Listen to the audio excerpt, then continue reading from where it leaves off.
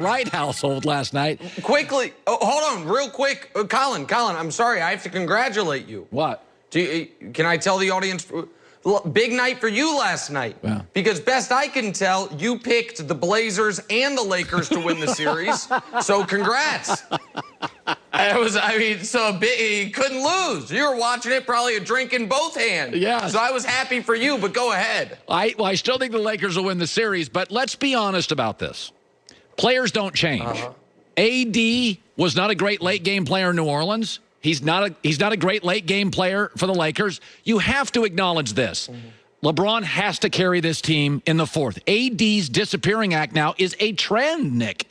This is what he is, right? Well, contrary to what some people would have you believe, LeBron's arguably the greatest closer in league history, so it should be his job.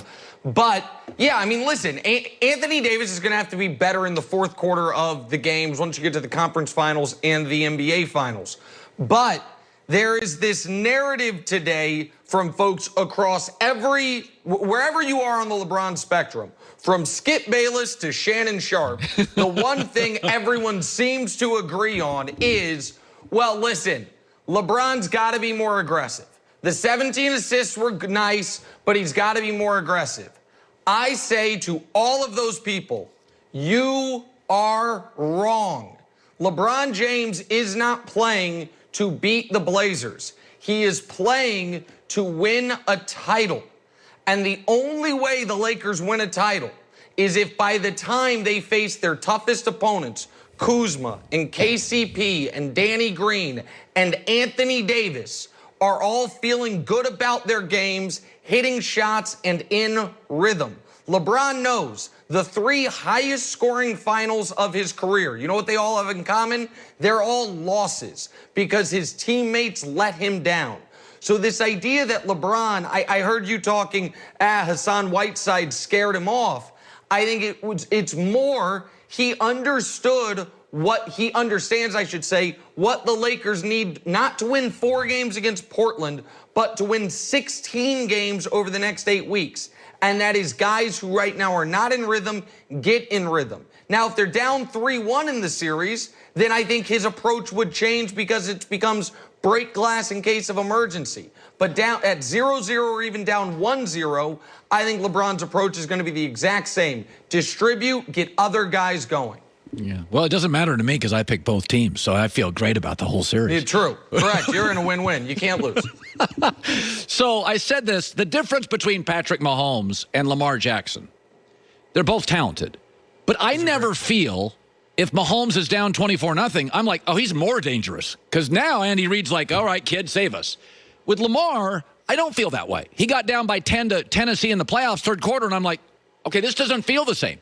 Giannis has a little bit of that, is that from behind, he's marginalized. And I watched yesterday, Nick, the Bucks defense, and I don't know the answer to it, it's not as suffocating. And they're going to play from behind in games. Do you think it's a problem? This I think you absolutely nailed. It's the final piece to the puzzle for Giannis. It's why, despite the fact that he's about to win his second straight league MVP, you rarely hear him called just universally the best player in the world. Because as great as he is, as dominant as he is, there is a bit of a, oh gosh, this is embarrassing. What was the thing that hurt Superman that made him kryptonite? I don't know the word. Kryptonite. I don't know comic book. Thank you. There is a bit of a kryptonite, and it's one NBA guys have to deal with all the time, which is we're losing and got to come back. I think the Lamar comparison is a very apt one.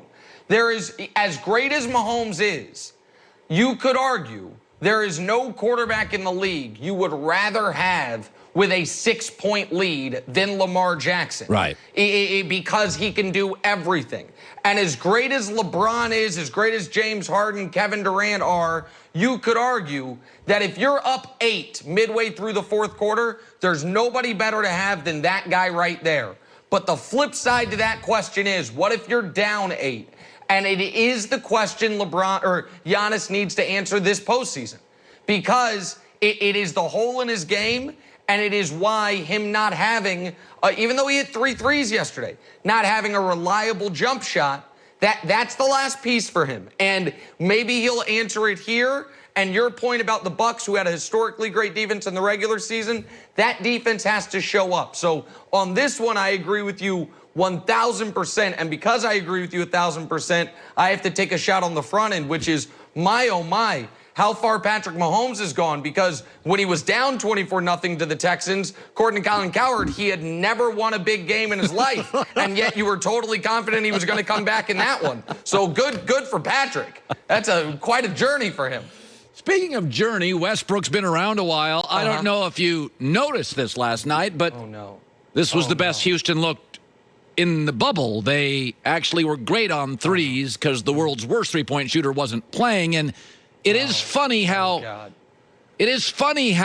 certain players leave a team or miss a game, and the team's not the same. Westbrook leaves Houston, and last night there is no question. They were virtually flawless. They hit threes. They played defense. They were intense.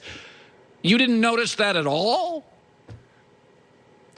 No, listen. I think you raise a really good point that if a guy leaves a team and you look at the team's record the year before he got there, and it's better than the year he was there, and then you look at the team's record the year after he left, and it's better than he was there, you start to question his impact. Now, that player I'm describing is your future GOAT, Kawhi Leonard, not Russell Westbrook, but for the sake of the discussion, I'll bring it back to Russell Westbrook. All right. Listen, Harden, this is not about what Russ does or doesn't do. This was about James Harden once again reminding people. You can argue about his playoff chops. You can argue about his clutch gene. You can argue about his watchability.